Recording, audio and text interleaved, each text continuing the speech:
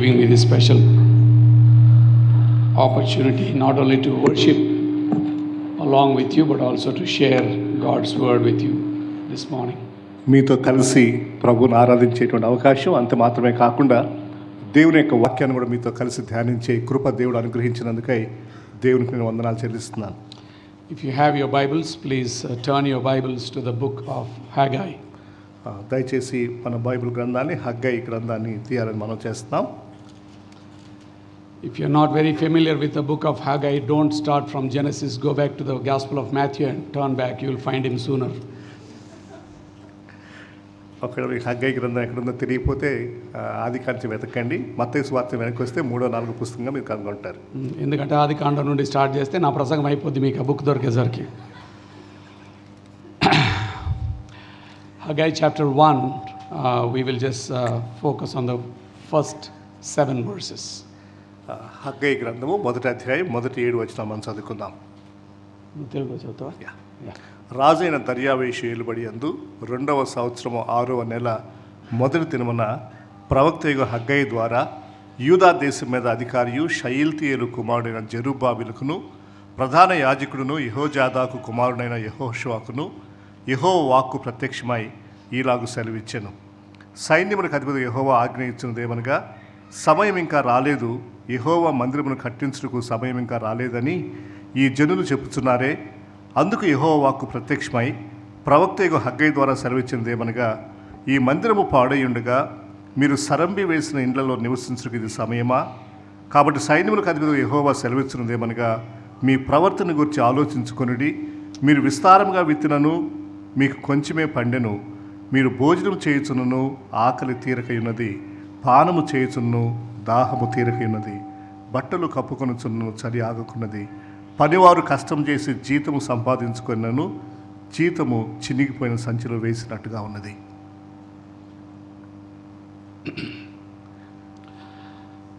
The book of Haggai is the second shortest book in the Old Testament. పాత నిబంధనలో అతి చిన్న పుస్తకాల్లో హగ్గై గ్రంథం 2వది. The constant theme in this book is first things first. First things first. ఈ పుస్తకం యొక్క అంశం ఏంటంటే మొదటి విషయాలు మొదటగా చేయాలి. It was written more for people like us who claim that we have a passion but end up not doing much about what we claim. మనలాగనే మాకు చాలా ఆశ ఉంది, తృష్ణ ఉంది అని చెప్పుకుంటూ చివరిగా దాదాపు ఏమీ చేయకుండా మిగిలిపోయేటువంటి వారికి ఈ పుస్తకం రాయబడింది. These are people who claim that they have a vision. వీరు వారి గురించి ఏం చెప్పుకుంటారంటే మాకు ఒక దర్శనం ఉంది అని చెప్పుకుంటారు. But they don't realize that they are drifting from God's agenda to their own agendas. కానీ వాళ్ళు గమనించిన ఒక సత్యం ఏంటంటే దేవుని యొక్క ఉద్దేశాల నుంచి వారు తొలగిపోయారు అన్న విషయం వాళ్ళు గమనించుకోవడం లేదు. So the sermon title for this morning is Drifting from God's Agenda. కనుక ఈ రోజున అంశం ఏంటంటే దేవుని యొక్క ఉద్దేశాల నుంచి, దేవుని యొక్క గురి నుండి ప్రక్కకు తొలగిపోవుట. In 606 BC, the Babylonians began the siege against Judah. 606వ క్రీస్తు పూర్వం 606వ సంవత్సరంలో బబులోనీయులు వచ్చి యూదా ప్రజలను చెరగా తీసుకుని వెళ్ళడం జరిగింది. After 20 years, which is 586 BC, they captured Jerusalem. 686వ సంవత్సరం క్రీస్తు పూర్వం 686వ సంవత్సరంలో యెరూషలేము వాళ్ళు ముట్టడి వేశారు. In 539 BC, Babylon fell to the king of Persia.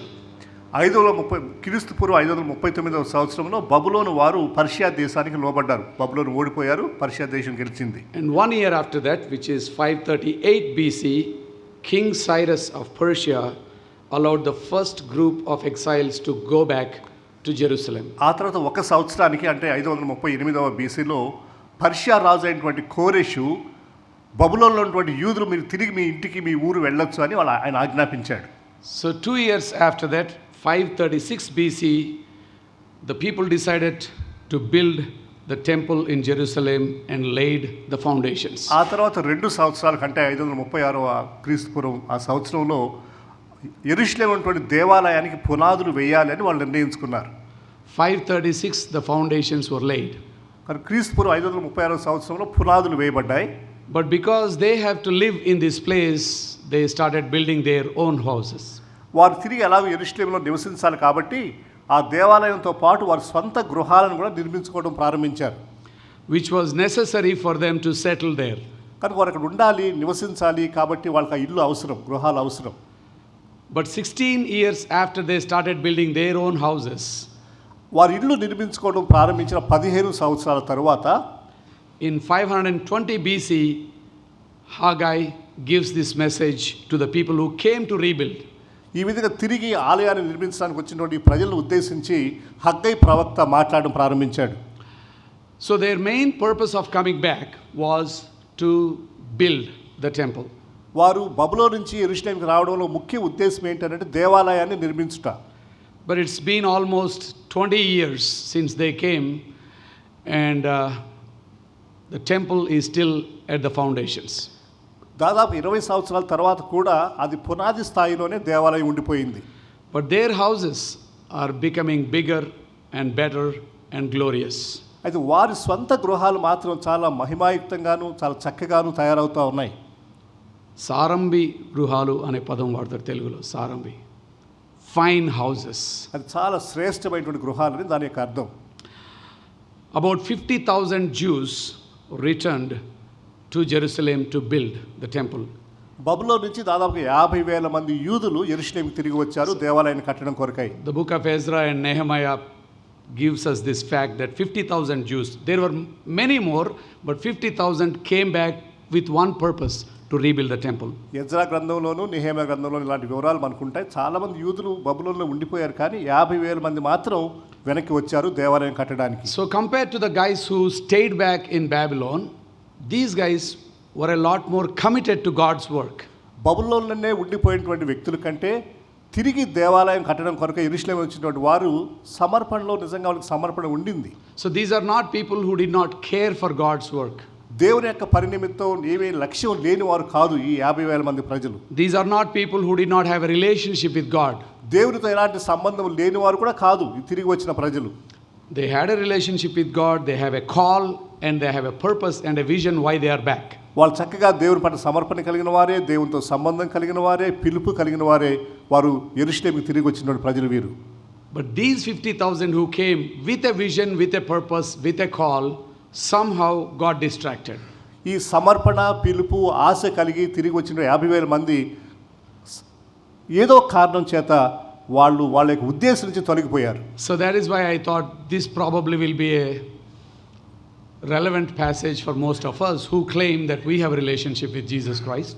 కనుక మనం కూడా దేవునితో వ్యక్తిగత సంబంధం ఉంది అని చెప్పుకునేటప్పుడు మనకి ఈ వాక్య భాగం చాలా సంబంధించిందని నాకు అనిపించింది. Because we claim that we have a relationship with Christ.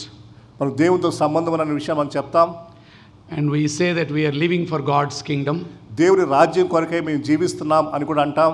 And we say that we have a passion for God's work. దేవుని పరినిమిత్తమై చాలా తృష్ణ, ఆశ మాకు ఉందని కూడా మనం చెప్తా ఉంటాం. They also said the same things. వాళ్ళు కూడా అదే మాటలు చెప్పారు. So I want us to just put yourself into their shoes and if possible learn some lessons from them. మనం కూడా వాళ్ళలాగే మనం పెట్టుకొని వాళ్ళలాగా ఊహించుకొని కొన్ని పాఠాలు నేర్చుకుందాం. Haggai's audiences are not nominal Jews. Haggai ఎవరిని ఉద్దేశించి మాట్లాడుతారంటే నామకార్థమైనటువంటి యూదులతో కాదు. And I know I am not talking to nominal Christians here. అలాగే నేను కూడా ఇక్కడ నామకార్థమైన క్రైస్తవులతో మాట్లాడలేదని నాకు తెలుసు. Because there are many Christians who claim to be Christians but they really don't have a personal walk with God. చాలా మంది క్రైస్తవులు అని చెప్పుకుంటారు కానీ వాళ్ళకి దేవునితో వ్యక్తిగతమైనటువంటి నడక సంబంధం లేదు చాలా మందికి. I know here most of us claim that we have a personal relationship with Jesus Christ. ఇక్కడ ఉన్నటువంటి మనలో చాలా మంది దేవునితో వ్యక్తిగత సంబంధం కలిగి ఉన్నాము అని మనం చెప్పుకుంటాం. Haggai's audience were also faithful Jews who had a purpose for their lives. కనుక హగ్గై మాట్లాడేటువంటి వ్యక్తులు కూడా అలాంటి నమ్మకమైనటువంటి యూదులే, దేవునితో సంబంధం కలిగిన వారే. These were not backslidden Jews. అలాగే వీళ్ళు వెనక్కి జారిపోయేటువంటి విశ్వాసులు కూడా కాదు. They were passionate Jews. వారు దేవుని పట్ల తృష్ణ, తపన కలిగినటువంటి వారు. And they came with one purpose. ఒక ఉద్దేశంతో వాళ్ళు వెనక్కి వచ్చారు. And their purpose was to build a temple. వాళ్ళ ఉద్దేశం ఏంటంటే దేవాలయాన్ని నిర్మించడం. But 18 years have passed by. The temple is still at the foundations level. 18 సంవత్సరాలు గడిచిపోయాయి, దేవాలయం మాత్రం ఇంకా ఆ పునాది స్థాయిలోనే ఉండిపోయింది. Whereas their houses kept growing bigger and better. కానీ వారి సొంత గృహాలు మాత్రం చాలా పెద్దగా తయారవుతా ఉన్నాయి. At this point, the Lord, through Haggai, speaks to these people. ఈ సమయంలో దేవుడు హగ్గై ద్వారా ప్రజలతో మాట్లాడుతూ ఉన్నాడు. Chapter 1, verse 2, it says, "The Lord of hosts says this, these people say, the time has not come for the house of the Lord to be rebuilt." సైన్యములకు అధిపతి యెహోవా ఆజ్ఞయించినది ఏమనగా, సమయం ఇంకా రాలేదు, యెహోవా మందిరమును కట్టించుటకు సమయం ఇంకా రాలేదని ఈ జనులు చెప్పుచున్నారే. సమయం ఇంకా రాలేదు. Time has not come. And this is the only reason they actually came back to build. వాళ్ళు వచ్చినటువంటి ఏకైక ఉద్దేశం ఇదే, నిర్మించడం, ఆలయాన్ని నిర్మించడం. 16 years have passed. 16 సంవత్సరాలు గడిచిపోయాయి. And their explanation is the time has not come. వారి యొక్క వివరణ ఏంటనంటే సమయం ఇంకా రాలేదు అని. They have great intentions. వాళ్ళ ఉద్దేశాలు చాలా చక్కగా ఉన్నాయి. They have great plans. వారి ప్రణాళికలు కూడా చక్కగానే ఉన్నాయి. But their execution is really bad. వారు నిర్మించేటువంటి విషయం మాత్రం చాలా చెడుగా ఉంది. They are not saying we will not build the temple. మేము ఆలయాన్ని కట్టము అని కూడా చెప్పడం లేదు వాళ్ళు. They are not saying the temple is not important. వాళ్ళు దేవాలయం అంత ప్రాముఖ్యం కాదు అని కూడా అనడం లేదు. All they are saying is it's not urgent. వాళ్ళు అన్నటువంటి విషయం ఏంటంటే ఇది అంత ప్రాముఖ్యం కాదు, ఇది ఇంకా సమయం ఇంకా రాలేదు. We don't need to do it right away. ఇప్పుడే చేయాల్సిన అవసరం లేదు, We can wait. మనం కొంతసేపు ఆగచ్చు. The temple can wait. ఆలయం కొన్ని రోజులు ఆగుతుంది. Our houses can't wait. మన ఇల్లు మాత్రం మనం కట్టుకోవచ్చు. Our personal needs can't wait. మన వ్యక్తిగతమైన అవసరతలు చేసుకోవాలి. It's been 16 years and your focus was just your personal houses. 16 సంవత్సరాలు గడిచిపోయాయి, కానీ మీ కేంద్రం మాత్రం మీ ఆలోచన అంతా కూడా మీ సొంత ఇళ్ళ మీదే ఉంది. And every time the prophet came, they said, we didn't say we are not going to do it. ప్రవక్త వచ్చి మాట్లాడిన ప్రతిసారి కూడా మేము కట్టమని చెప్పడం లేదు కదా, We will do it. మేము ఖచ్చితంగా చేస్తాం. That is the whole reason we came here. మేము ఆ బబులో నుంచి వెనక్కి వచ్చిన ఉద్దేశమే అది. Trust us. దయచేసి మమ్మల్ని నమ్మండి. The time has not come yet. కానీ సమయం ఇంకా రాలేదు. There is going to be a time ఒక సమయం రాబోతా ఉంది, when we will do it. అప్పుడు మేము చేస్తాం. It is important for us, అది చాలా ప్రాముఖ్యం, but not as important as our houses. మా సొంత ఇళ్ళ కంటే ప్రాముఖ్యం కాదు. They were making excuses for their delay. ఈ ఆలస్యానికి చాలా సాకులు వాళ్ళు చెప్తా ఉన్నారు. In our lives, many of us, when we miss what God asks us to do, we come up with justification and excuses. చాలాసార్లు మనం ఏం చేయాలో, దేవుడు మనల్ని ఏం చేయమన్నాడో దాని గురించి దేవుడు మనం అడిగినప్పుడు ఇలాంటి సాకులు మనం కూడా చెప్తా ఉంటాం. When I talk to believers who are not as engaged as they should be in God's work, దేవుని పనిలో వారెంత నిమగ్నం అయి ఉండాలో అలా నిమగ్నం కాకుండా ఉన్నటువంటి విశ్వాసులతో మాట్లాడుతున్నప్పుడు they say, Anna, the times are hard or difficult. వాళ్ళు అంటారు, అన్న సమయాలు కష్టంగా ఉన్నాయి, దినాలు కష్టంగా ఉన్నాయి, The job market is tough. ఆ ఉద్యోగ వ్యవస్థ సరిగ్గా లేదు, The stocks are going down. Stock market చాలా కిందకి వెళ్తూ ఉంది, I have little kids. నాకు చిన్నపిల్లలు ఉన్నారు, I am just beginning my career. నా ఉద్యోగ వృత్తి నేను ఇప్పుడే ప్రారంభించుకున్నాను. And maybe we need to pray more. మేము మనం ఇంకా ఎక్కువ ప్రార్థన చేయాలేమో, We need to wait longer. ఇంకా కొంతకాలం దేవుని మీద వేచి ఉండాలి. We need to wait for God's perfect time. దేవుని యొక్క సమయం కొరకై మనం ఇంకా వేచి ఉండాలి. These are all things we use to somehow justify our non-involvement in God's work. దేవుని పనిలో మనం నిమగ్నంలో కాకుండా ఉండడానికి మనం ఇచ్చేటువంటి సాకులు, మనం సమర్థించుకునేటువంటి విధానం ఇది. Benjamin Franklin once said, "He that is good at making excuses is seldom good at anything else." Benjamin Franklin అనే వ్యక్తులు అన్నారు, ఎవరైతే సమర్థించుకుంటారో, సాకులు చెప్తా ఉంటారో అలాంటి వారు సాకులు తప్ప ఇంకేది కూడా మంచిగా చేయరు అంటాడు ఆయన. సాకులు చెప్పేవాళ్ళు ఎక్స్పర్ట్స్, సాకులు చెప్పడంలోనే ఎక్స్పర్ట్స్, అది తప్ప వాళ్ళు ఇంకేది చేయలేరంటారు. He who makes excuses is seldom good at anything else. The best thing he can do is just excuse himself.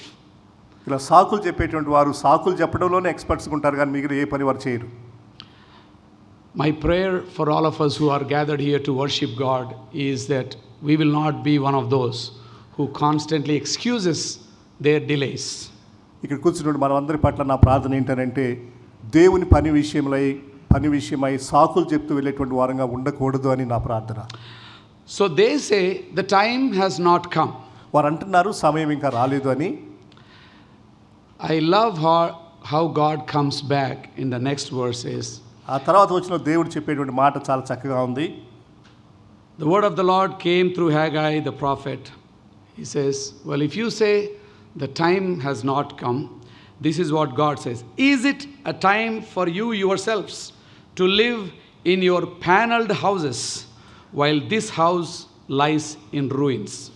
అందుకు యెహోవా వాక్కు ప్రత్యక్షమై ప్రవక్త హగ్గయి ద్వారా సెలవిచ్చింది ఏమనగా, ఈ మందిరము పాడై ఉండగా మీరు సరంబి వేసిన ఇండ్లలో నివసించుటకు ఇది సమయమా? ఇది సమయమా? అది కట్టాలంటే సమయం కాదన్నారు కదా, ఇది కట్టుకోవడానికి సమయమా? ఇట్లా బ్రతకడానికి సమయమా? I just love, see, he didn't bring up this notion of time, they brought up the notion of time. ఈ సమయం అనేటువంటి మాట దేవుడు పలికిన మాట కాదు, వాళ్ళు పలికిన మాట. They said it's not time yet. ఇంకా సమయం రాలేదు అన్నారు వాళ్ళు. There is going to be a time.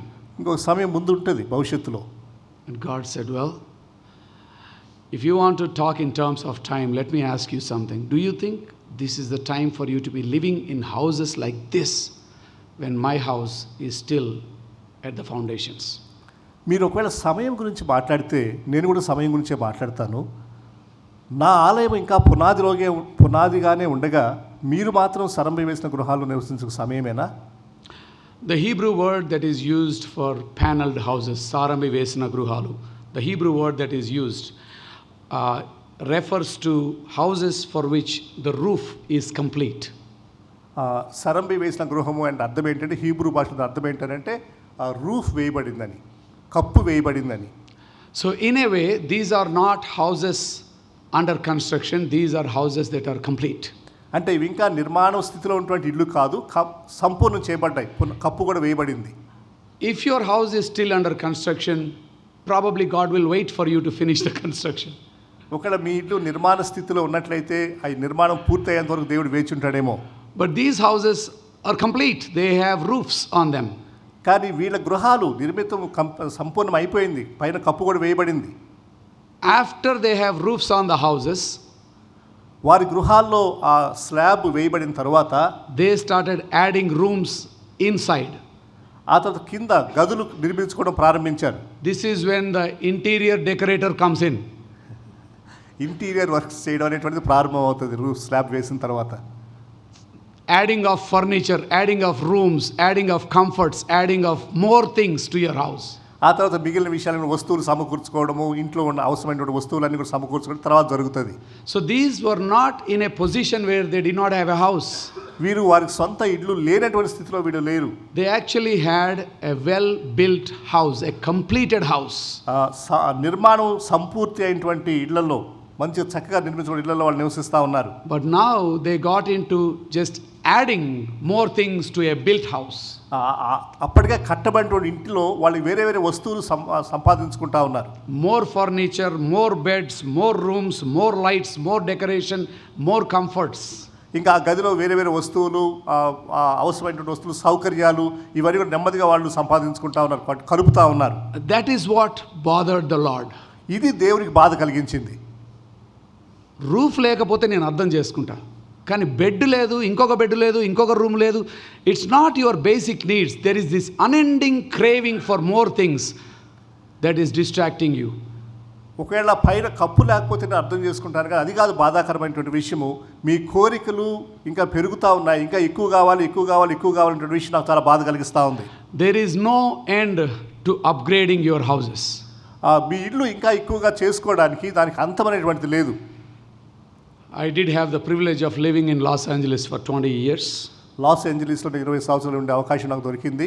And I know how addictive and how unending it is to constantly upgrade. There is no end for upgrades.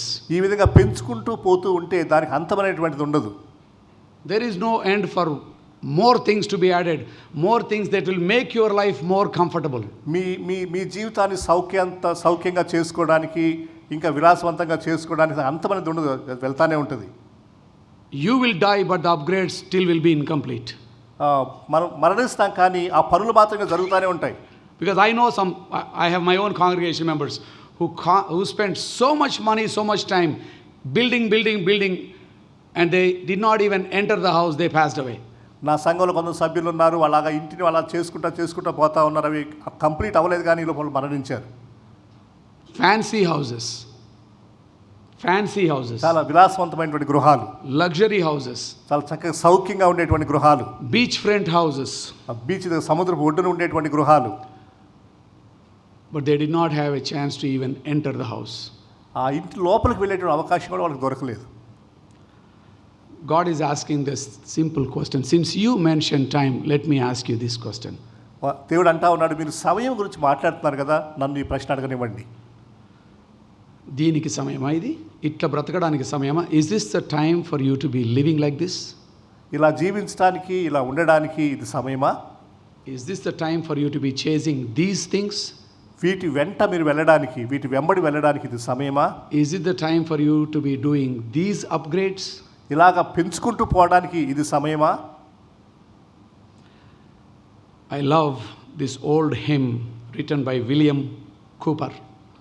William Cooper రాసినటువంటి ఈ పాట నాకు చాలా ఇష్టం. Prone to wander, Lord, I feel it. Prone to leave the God I love. Sorry, దాన్ని తెలుగులో తర్జుమా చేయడం చాలా కష్టం. బట్ మీకు ఒకవేళ ఆ హిమ్ వస్తే చాలా powerful words. Prone to wander, Lord, I feel it. Prone to leave the God I love. Prone to wander. నాకు ఒక చాలా చెడ్డ అలవాటు ఉంది ప్రభువా. I'm prone to wander. ఇంత స్థిరమైన నిన్ను విడిచిపెట్టి నీ నుండి దూరం పోయే ఒక రోగం నాకుందంటాడు ఆయన. అటు ఇటు లోకంలో తిరుగుతూ నీకు దూరంగా వెళ్ళేటువంటి ఒక చెడు లక్షణం నాలో ఉంది దేవా. Help me not to prone. అలా వెళ్లకుండా నాకు సహాయం చేయి. First thing we can learn from these passionate Jews who came and missed their calling. తృష్ణ కలిగినటువంటి తపనతో వచ్చినటువంటి బబులో నుంచి తిరిగి వచ్చిన యూదుల నుండి మనం నేర్చుకునే పాఠం ఏంటంటే, first lesson from these drifting Jews. ఇలాగా చాలా ఆశ కలిగినటువంటి ఈ యూదుల నుండి మనం నేర్చుకునే మొదటి పాఠం ఏంటంటే, you have misplaced your priorities. మీ ప్రాధాన్యతలను మీరు తప్పుగా అంచనా వేస్తా ఉన్నారు, తప్పుగా వేసుకుంటున్నారు. మీకు ప్రాధాన్యత లేక కాదు. It's not because you don't have priorities, but you just have wrong priorities. మీకు ప్రాధాన్యత లేక కాదు, మీకు ప్రాధాన్యతలు ఉన్నాయి, అయితే ప్రాధాన్యతలు తప్పుగా ఉన్నాయి. What you say important is not what is really important in your life. ఏది ప్రాముఖ్యమో అది ప్రాముఖ్యం అని మీరు చెప్పడం లేదు. You say something else is important, but you live as if something else is more urgent. ఇది చాలా ప్రాముఖ్యం అని చెప్తారు, కానీ మీ ప్రవర్తన ఎలా ఉంటుందంటే అది మీ ప్రాముఖ్యం లాగా మనం జీవించం. Number 2, your comforts can cripple you from God's work. రెండవది ఏంటంటే మీ సౌఖ్యాలు మీరు దేవుని పని నుండి తొలగిపోయి చేస్తాయి, మిమ్మల్ని నీరసంగా చేస్తాయి. Yeah, your comforts can cripple us or distract us from God's agenda. దేవుని యొక్క ఉద్దేశాల నుండి, దేవుడు మీకు ఏ గురి గమ్యం పెట్టాడో వాటి నుండి మీరు ప్రక్కకు వెళ్ళడానికి ఇవి కారకులవుతాయి. The third lesson we can learn from these people is that you can be surrounded by abundance and still empty inside when you don't engage in God's work. మూడవ పాఠం ఏంటంటే, మీకు ఎంత సమృద్ధి మీతో ఉన్నా కానీ మీ లోపల ఖాళీతనం ఉంటుంది. ఎందుకనంటే మీరు దేవుని పనిలో లేరు కాబట్టి, దేవునితో లేరు కాబట్టి. In verses 5 to 6 the Lord says you will labor. 5-6 వచనాల్లో ప్రభువు అంటా ఉన్నారు, మీరు కష్టపడతారు, చాలా కష్టపడతారు, but you will not save anything, you will not enjoy, you will not have the pleasure of enjoying the hard work for which you worked. మీరు చాలా కష్టపడి పనిచేస్తారు, కానీ ఆ కష్టంలో వచ్చేటువంటి సౌఖ్యాన్ని మీరు అనుభవించరు. The third lesson for all of us is surrounding ourselves by abundance, yet being empty inside. మన చుట్టూ ఎంతో సమృద్ధిని సౌఖ్యాన్ని ఉంచుకుంటూ అంతరంగంలో ఖాళీగా ఉండడం, ఒంటరిగా ఉండడం. Verses 5 and 6, 5-6 వచనాలు విందాం మనం. కాబట్టి సైన్యములకు అధిపతి యెహోవా సెలవిచ్చినది ఏమనగా, మీ ప్రవర్తన గురించి ఆలోచించుకొనుడి. మీరు విస్తారముగా విత్తినను మీకు కొంచెమే పండెను. మీరు భోజనం చేయుచున్నను ఆకలి తీరకి ఉన్నది, పానము చేయుచున్నను దాహము తీరకి ఉన్నది, బట్టలు కప్పుకొనుచును చలి ఆగుకున్నది. పనివారు కష్టం చేసి జీతము సంపాదించుకునినను జీతము చినిగిపోయిన సంచిలో వేసినట్టుగా ఉన్నది. చినిగిపోయిన సంచిలో వేసినట్టున్నది. What an imagery, what a comparison. I mean, for those of you who live in this part of Hyderabad and probably work in good companies, make a lot of money,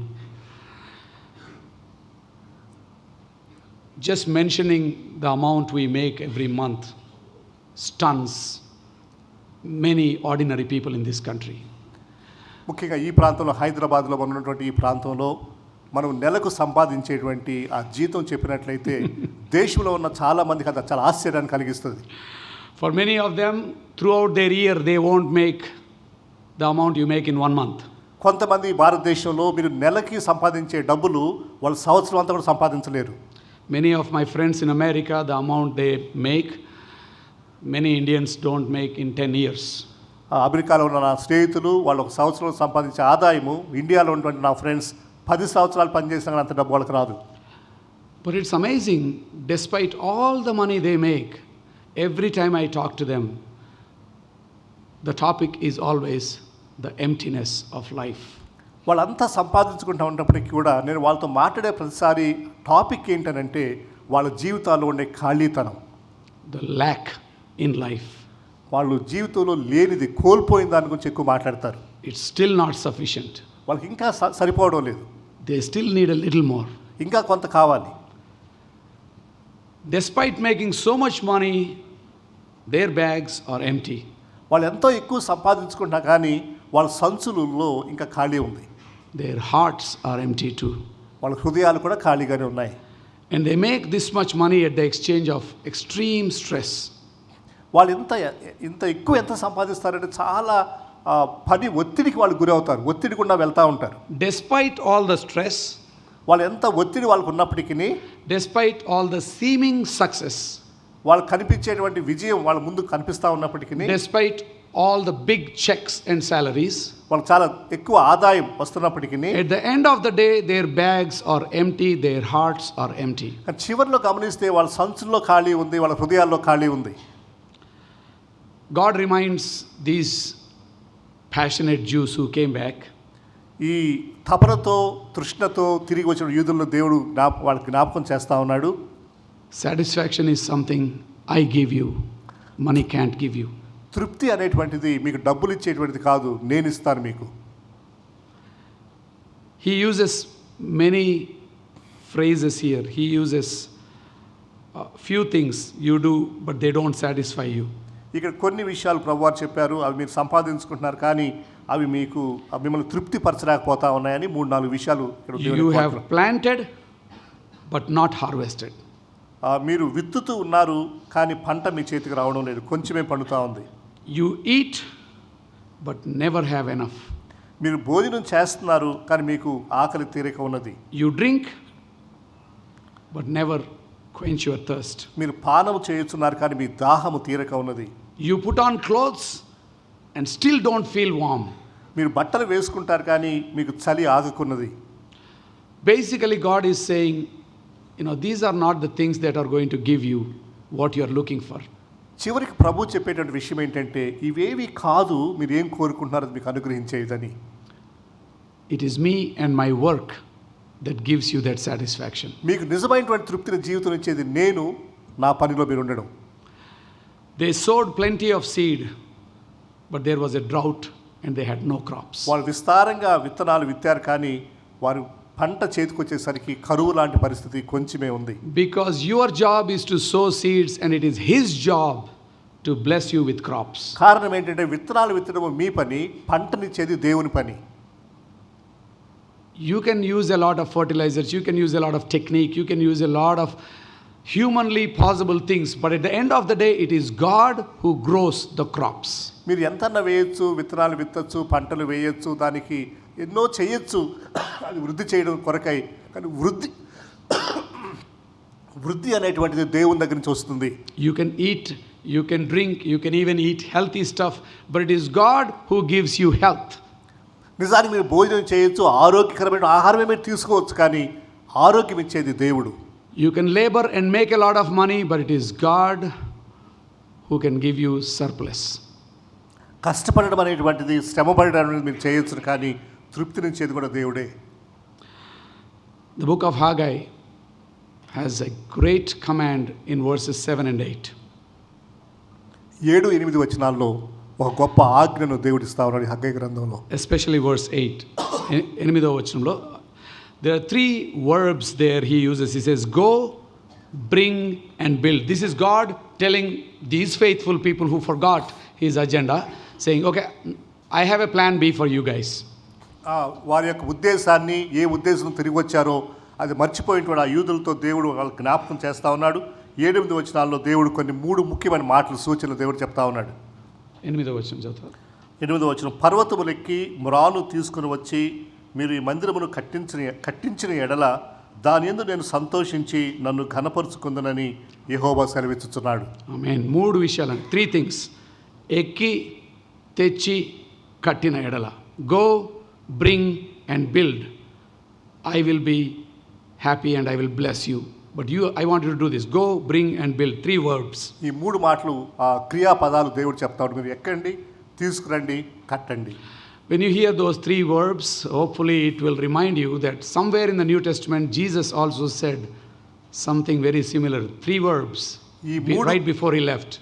3 క్రియాపదాలు మీరు విన్నప్పుడు ఎక్కండి, తీసుకురండి, కట్టండి అనే మాటలు యేసుక్రీస్తు వారు క్రొత్త నిబంధనలో చెప్పిన ఒక మాట మీకు జ్ఞాపకం రావాలి. Awesome, very good. I know మీరు విశ్వాసులు కాబట్టి మీకు చాలా మందికి అది తెలుసని. Okay, go, preach the gospel, make disciples, baptize them and make disciples. See, go, baptize them and make disciples. మీరు వెళ్ళండి, సువార్త ప్రకటించండి, బాప్తిస్మం ఇవ్వండి, శిష్యులుగా చేయండి అని యేసుక్రీస్తు వారు గ్రేట్ కమిషన్ గా చెప్పినటువంటి మాట. Basically Haggai was reminding them 3 important lessons. Haggai ప్రవక్త ఈ 3 ప్రాముఖ్యమైన విషయాలు వాళ్ళకి జ్ఞాపకం చేస్తా ఉన్నాడు. Don't have misplaced priorities. Check your priorities. దయచేసి మీ ప్రాధాన్యతలను మీరు దయచేసి గమనించుకోండి, పరిశీలించుకోండి. అవి తప్పుగా ఉండడానికి వీల్లేదు. Don't give excuses. సాకులు చెప్పద్దు. This is the reason you came. మీరు వచ్చిన ఉద్దేశమే ఇది. Number 2, your comforts are crippling you from God's agenda. దేవుని యొక్క ఉద్దేశం నుంచి, దేవుని యొక్క గమ్యం నుండి మీకుండే సౌఖ్యాలు మిమ్మల్ని కుంటి వాళ్ళుగా చేస్తూ ఉన్నాయి. You have surrounded yourself with abundance, yet are empty because he is not in it. మీకు సమృద్ధి అనేటువంటిది మీ చుట్టూ ఉన్నది, కానీ మీ లోపల ఖాళీతనం ఉంది. కారణం ఏంటంటే మీ జీవితాల్లో దేవుడు లేడు కాబట్టి. In the Gospel of Matthew, there are 3 great things. మత్తయి సువార్తలో 3 ప్రాముఖ్యమైన విషయాలు ఉన్నాయి. This is a thought, I actually found it in one of the commentaries, but it's very powerful to remind ourselves. There are 3 great things. 3 ప్రాముఖ్యమైన విషయాలు నేను దీని కామెంటరీలో గమనించాను. 2 of those greats are very common and many of you probably know them. మీకు బహుశా ఈ విషయాలు తెలిసి ఉండొచ్చు కూడా, కానీ చాలా ప్రాముఖ్యమైన విషయాలు. Chapter 28 talks about the Great Commission. మత్తయి సువార్త 28వ అధ్యాయం ఒక గొప్ప ఆజ్ఞ గురించి మాట్లాడుతూ ఉంది. Go and make disciples. Chapter 28, 18 to 20. మత్తయి సువార్త 28వ అధ్యాయం 18-20 వచనాల్లో మీరు సర్వలోకానికి వెళ్ళి సర్వసృష్టికి సువార్త ప్రకటించి సమస్త జనులను శిష్యులుగా చేయడం అనేటువంటి మాట. In chapter 22, Matthew 22, 37 to 40, we have the great commandment, love the Lord with all your heart. మత్తయి సువార్త 22వ అధ్యాయంలో మీ హృదయమంతటితో దేవుని ప్రేమించాలంటే మరి ఒక ఆజ్ఞ.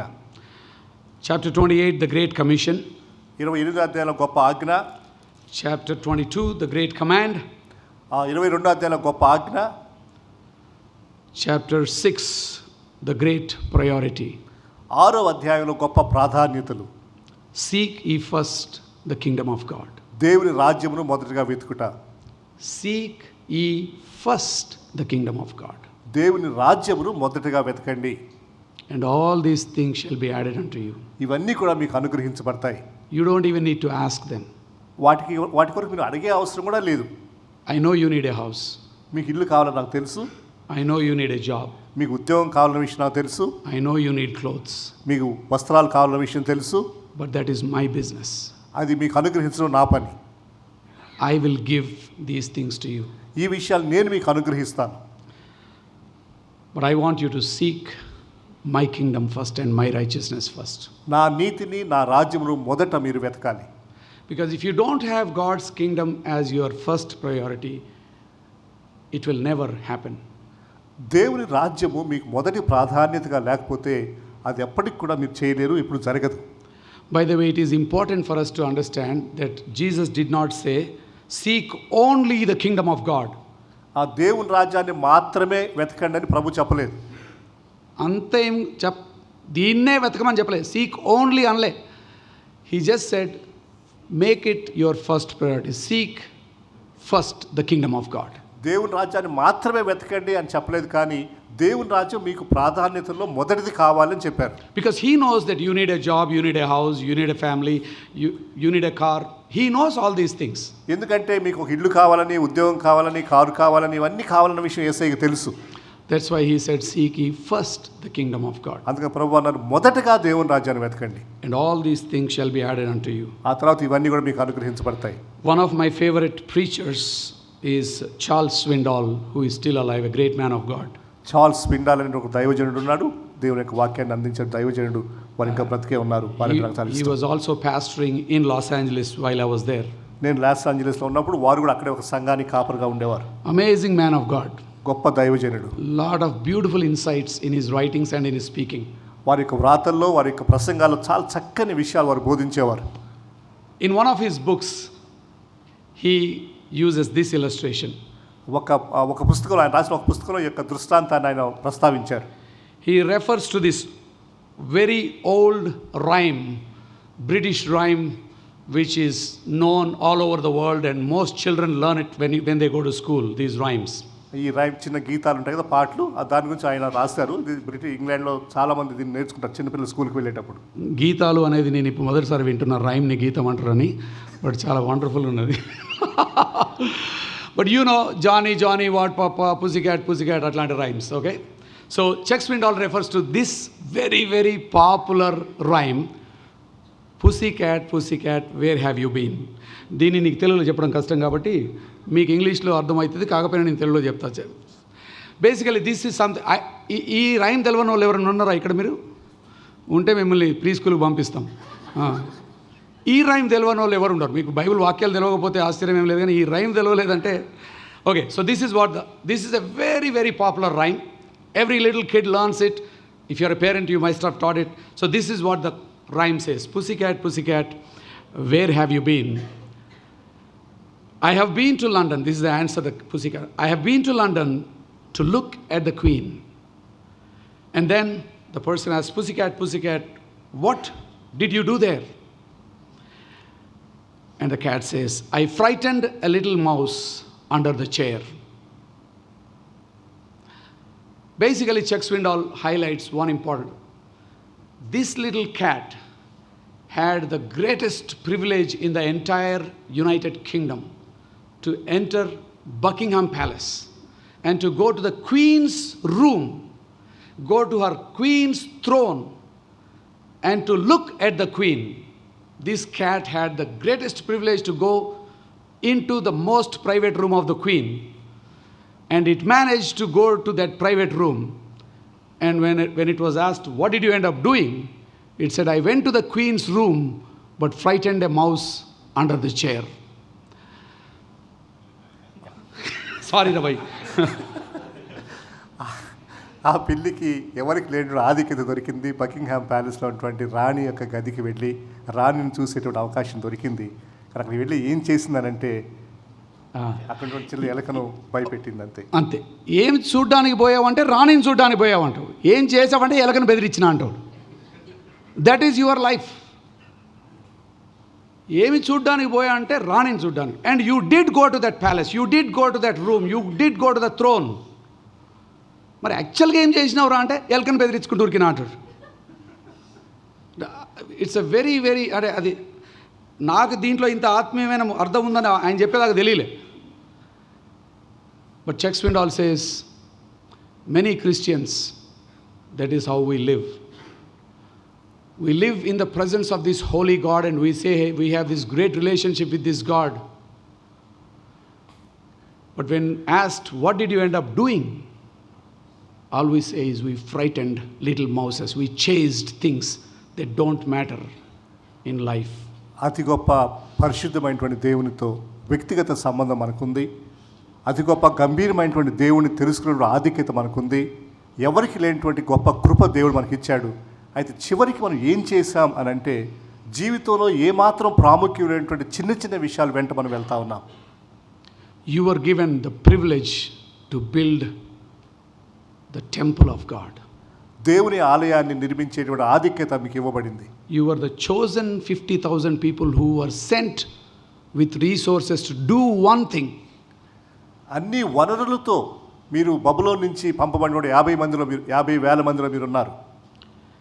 And you drifted from the agenda. కానీ ఆ యొక్క గమ్యం నుండి మీరు తొలగిపోయారు. You came to see the queen.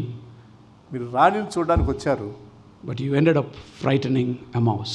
చివరికి ఆ ఎలుకను భయపెట్టే చిన్న పనితో మీరు మిగిలిపోయారు. I believe God brought us here with a greater purpose. నేను నమ్ముతా ఉన్నాను దేవుడు ఒక గొప్ప ఉద్దేశం దేవుడు మనకి తీసుకొచ్చాడు. You came to build God's kingdom. దేవుని ఆలయాన్ని దేవుని రాజ్యాన్ని నిర్మించే పని దేవుడు మనకు అనుగ్రహించాడు. But we got caught up in other things. మిగిలిన విషయాలతో మనం నిమగ్నమైపోతా ఉన్నాం. We came to build God's kingdom but ended up chasing little mouses. దేవుని రాజ్యాన్ని నిర్మించేటువంటి గొప్ప పనితో మనం ప్రారంభించి జీవితంలో చిన్న చిన్న విషయాలతో మనం ముగిస్తా ఉన్నాం. God says, please stop. Go, bring and build, because that is why I brought you. దయచేసి ఆపండి, మీరు ఎక్కండి, తీసుకురండి, కట్టండి, ఇందుకోసం నేను మిమ్మల్ని తీసుకొచ్చాను. ప్రార్థన చేసుకుందాం. Father God, we thank you once again for the opportunity you have given us to worship. What an honor and privilege it is to serve a living God. A God who not only delivered us, but a God who uses our lives to build His kingdom. What an honor, what a privilege. We want to ask you for your forgiveness for all the times we excused ourselves and we kept saying, there will come a time, there will come a time. Please forgive us, Lord. Sorry for all the comforts we got caught up into. We said we came to see the queen. We ended up chasing a little mouse. I ask you for your forgiveness and I pray that you will continue to speak to our hearts, strengthen us, so that we will repent and return to the one task you called us, to build your kingdom. Seek ye first the kingdom of God, and all these things shall be added unto you. I pray that you will continue your good work in and through us, for we ask this prayer in Jesus' precious name. Amen. Now may the grace of our Lord Jesus Christ, the love of God, our Heavenly Father, and the sweet fellowship of the Holy Spirit be with each of us and our families and with everybody who is sharing the love of Jesus in India, now and forevermore. Amen. Amen. God bless you.